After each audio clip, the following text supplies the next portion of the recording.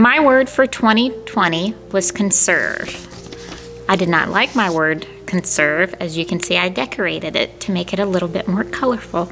I wanted something fun, like vivacious or hopeful, but I stuck with it, and I came back to it several times throughout the year just to see if it meant something different as I came back to it.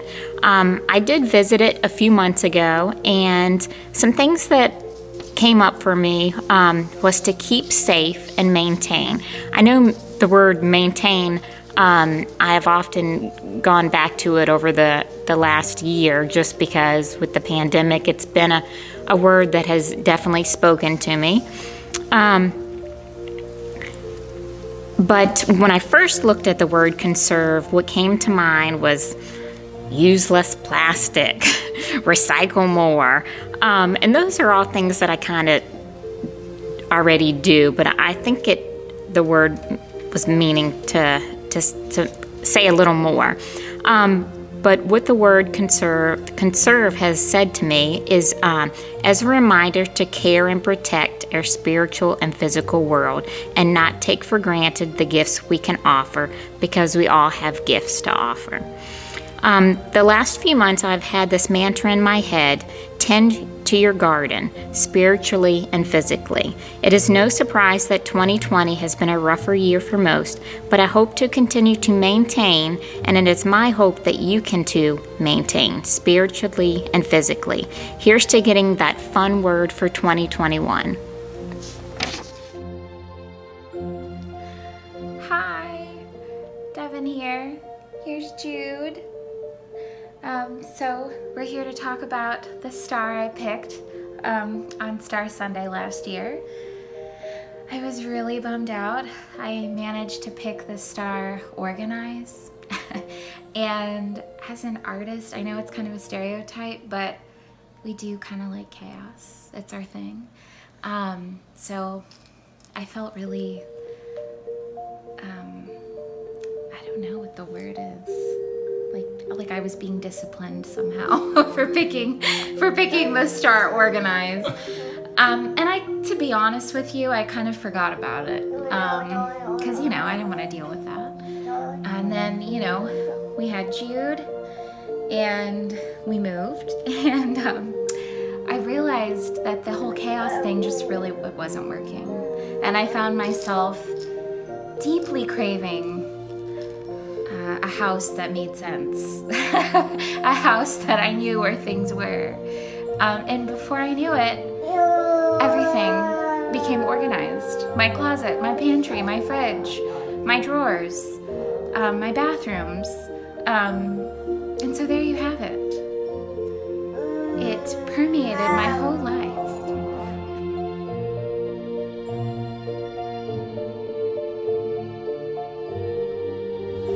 When I picked my star last January and turned it over, there was the word embrace.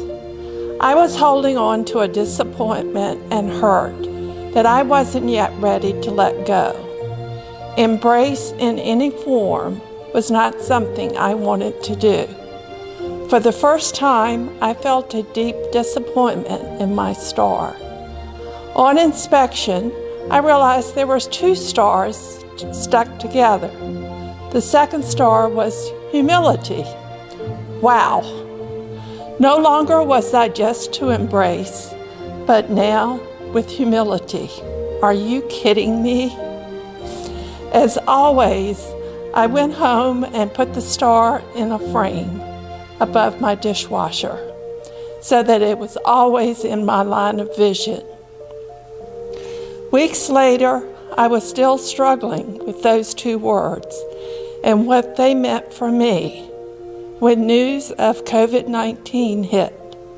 No longer somewhere else, but here, quickly moving across the U.S. As it worsened, church closed, and Trudy started pre-recording services. Suddenly, I realized I was listening more closely to the scripture and homily and its relation to what I was feeling. I felt a deeper connection. No longer was I distracted by other thoughts. The message was having a deeper meaning.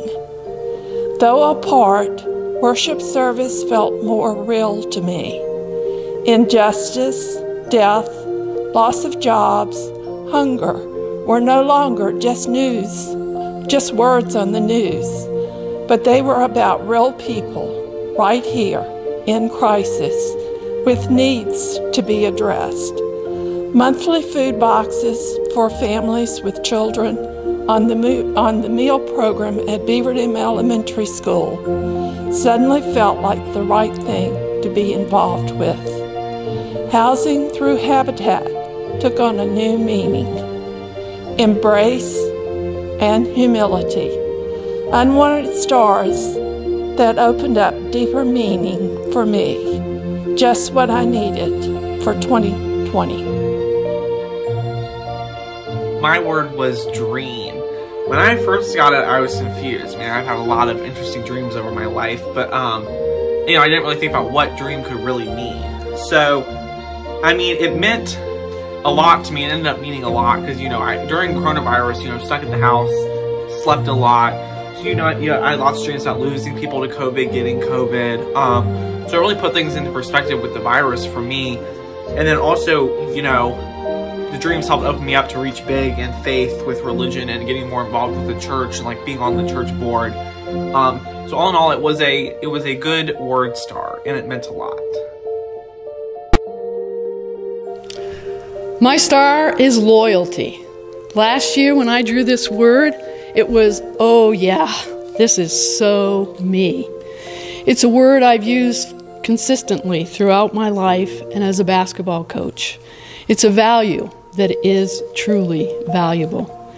It was always a team value I taught and believed in, because loyalty is commitment and dedication, and that allows respect and trust to flourish. The loyalty of our basketball players,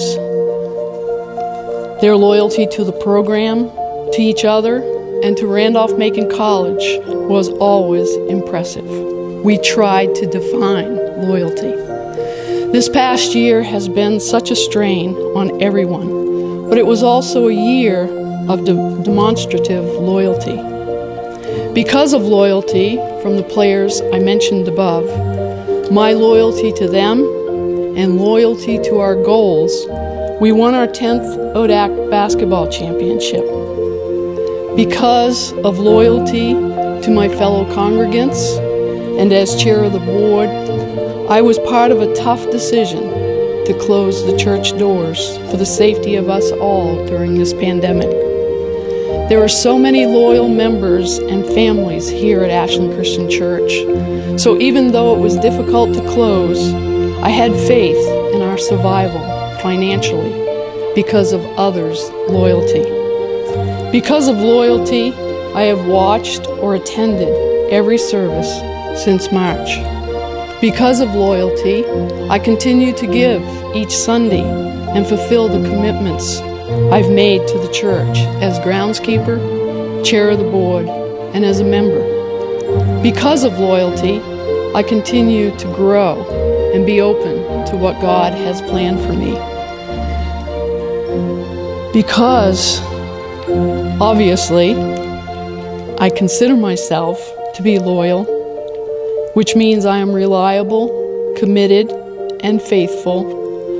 So believing that allows me to continue striving to be true, to be productive, to adhere to the promises of God, and to willingly devote myself to be better in His kingdom. Amen.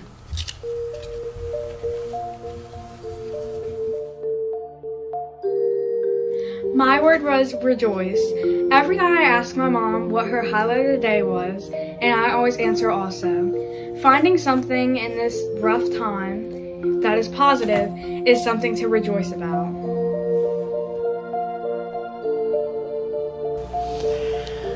My star for 2020 was a bit of a surprise for me, and if I'm honest, oddly a little bit disappointing. When I reached into that bag, I had high hopes of some word that was going to really give me pause to focus inward and think about how I could live that out through the year. So I was a bit surprised when I pulled out my star, anxiously awaiting, and it said music. Well, I love music. I do music every day. I make music every day. I listen to music every day. So to see that on my star was exciting in some ways, but it also made me feel like, well, but I'm already doing that. That's my profession, is music. And I wanted something fresh and new and different. So I thought about that for a good long while, and then fast forward through until March. So I'd been rehearsing with my choir just like always, and planning out the hymns just like always, and there was a lot of just like always that I was taking for granted. And then March came, and with it a pandemic that nobody expected, that was not just like always. And I really looked hard at that star again, because suddenly there was no choir rehearsal. Suddenly there was no congregants singing praise to God on any given Sunday. It all stopped. And I saw that star and regretted bitterly having taken music for granted for my whole life, really. And especially for the first 3 blissful months of 2020, when everything felt normal and right and okay with the world.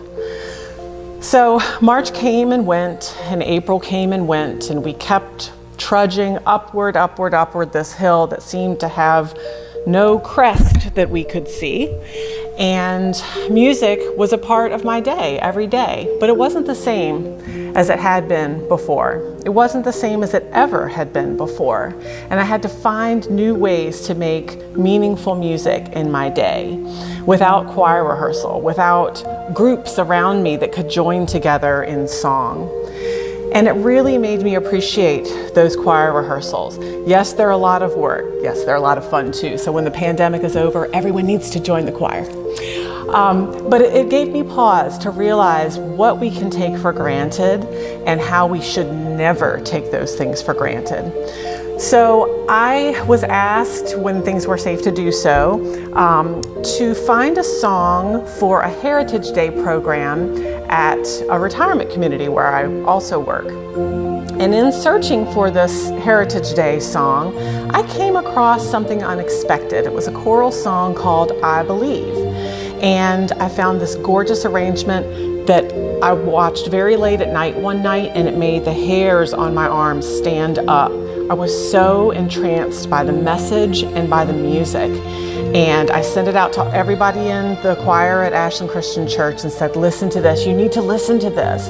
I believe in God even when God is silent. I thought it spoke so much into our hearts and into our minds of what was happening in our world around us. And lo and behold, Harold Roars reached out and said, I know the man who arranged this song. I couldn't believe it, of all the pieces I could have found. And fast forward even further, and Trudy Betts had built an Advent series around this I Believe without realizing that that's the piece of music I had unearthed. And I thought, you know what? I'm coming right back to that star. Music is all around us. It shapes us. It defines our day. It can define our mood, and it can define how we feel about worship. And it certainly shaped my experience this year. When there was no music, it felt like maybe we had been forgotten. Maybe Jesus was not walking the road with us. But always, no matter what we think and feel, we know that that is not the case. Jesus is with us every step of the way. God can work in the silence, and God can make music out of that silence. So when I pick up my star this year, no matter what it says, I will not take it for granted and say, oh, this doesn't apply to me. There's a way that God can work in our lives in the most unexpected of ways, in the most dire of circumstances. And I am grateful for those opportunities. God can always do a new thing, even with something that we take for granted each and every single day. I wonder what God is going to do on our stars this year. The word on my star is involve. I chuckled when I first chose that star because it made me think of a mug that Agnes gave me years ago that said, "Note to self, stop volunteering for stuff." I noticed my mom's star said dance, and she vehemently tried to trade with me, but that's just way too obvious. I've long held strong to the idea that you only get one shot at raising your kids. There's no do-overs. I didn't want to look back at their childhoods and have any regrets. I wish I had, I should have done, I wish I'd helped with, etc., etc. There are many parts of their lives that I'm involved in, but I can hands down say that I have given 110% of myself to their education and their schools. If the school needs a volunteer, I'm there. Being a room mom, a reading Olympics coach, helping set up for the plays, choreographing musicals, and organizing mountains of food for the teachers are just a few of the ways I've been involved. Fun fact, this year marked my 12th straight year as a PTA board member, often serving at more than one school. And it's this last commitment that put me in a unique position of being able to help quite a few local families during 2020. When COVID and the shutdown occurred, hundreds of Hanover families were left without the money to feed their families. My involvement with the PTA has led to many connections and an ability to reach out to people far and wide to try and get these families what they needed. And did we ever? I'm not saying I fed the 5,000, but with the help of generous donors far and wide, we were able to help almost 200 families 3 separate times. And it wasn't fish and loaves, but everything from mac and cheese to fresh fruit. There was an overwhelming sense of joy and amazement as I looked out over the rows and rows of food boxes, not once, but on 3 separate occasions. And watching families cry as they picked up their food because they knew they had a few weeks of relief from the worry and the hunger left no doubt that God was not only there on those days, but in the lives of so many generous people. Is it exhausting to be involved? Yes. Do I regret it? Never. My star was the Serenity Star. Looking in the dictionary, I looked up serenity. Of course, being a dictionary, it's the quality or state of being serene, calmness, tranquility. So then I was looking up serene. Serene is not being distressed or troubled. The Serenity Prayer by the 20th century American theologian Reinhold Niebuhr goes something like this. God, give me grace to accept with serenity the things that cannot be changed, courage to change the things that should be changed, and wisdom to distinguish the one from the other. I wasn't quite sure what the Serenity Star was going to mean to me, but as 2020 went along, I certainly found out. 2 specific events in 2020 that definitely upset my tranquility. The upgrade of the organ was one of these. We'd signed a contract to have the instrument upgraded in late 2019. When 2020 rolled around, everything was going well. After about 6 weeks of services, they came in, dismantled the organ, and we were definitely going to have it back by Easter Sunday 2020. Then something else happened, the coronavirus hit. We could no longer come to church, but something with the organ was even worse than that. It was totally out of commission because we had disassembled it. But at the same time, we could not get the parts necessary to revitalize the organ, nor could we basically get in to work on the organ very much because of masks, things like that. Well, there were some roadblocks. As we said, the factory shut down, we couldn't get parts. We needed to find an electrician to put in the cables necessary to run the new instrument, and that was another road bump. However, meeting and working with Kelly Groom was definitely a blessing, and using the Hammond organ provided by Regina and Joe Long went a long way to help the situation. But the lack of getting supplies, the delay in working on the instrument definitely tested my serenity. The second thing that happened in 2020 that tested my serenity was discovering that my son Michael had contracted the coronavirus. His living in Florida was a problem because I couldn't see him, but thankfully he had not required hospitalization. This effect had a very definite effect on my tranquility. However, looking at this from my spiritual journey, I'll have to give a little background. Tomorrow night, as this is recorded, is New Year's Eve. 1 year ago on New Year's Eve, I met a fellow person at Covenant Woods named Susan Postel.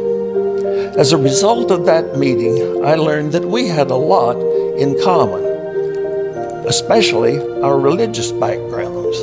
Both of us were reared in the Christian church, Disciples of Christ, and I shared with her my upset serenity.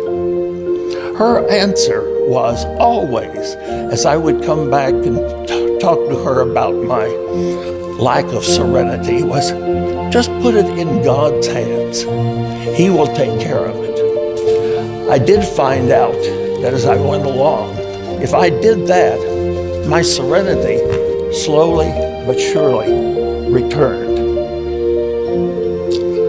The meaning of my serenity star then, I thought, had been fulfilled. Again, not knowing in the beginning of the year what might happen, it certainly led and guided me through the years. Thank you. My word was generosity. At first I didn't know what to do, but then March came. And then I realized that the generosity isn't just about money, it's about time and talent. It makes you feel good.